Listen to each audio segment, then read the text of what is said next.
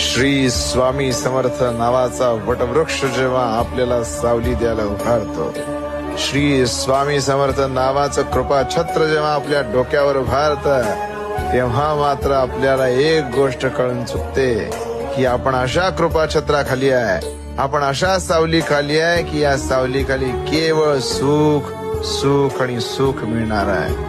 महाराजांची सेवा करत असताना प्रत्येक मनुष्याला अनेक दुःख संकटांचा सामना करावा लागतो, पण ही दुःख संकट म्हणजे महाराज आपली घेत असलेली परीक्षा असते. महाराज आपल्या शिष्याला, महाराज आपल्या साधकाला, महाराज आपल्या भक्ताला तावून सलाखून पुढे नेतात आणि जसं काय महाराज त्याची अशी परीक्षा बघतात की आता तुला यापुढे या संकटाचा सामना करायची पुन्हा कधी वेळ येणार नाही. महाराज सदैव पाठीशी उभारतात आणि साथ देतात. श्री स्वामी समर्थ.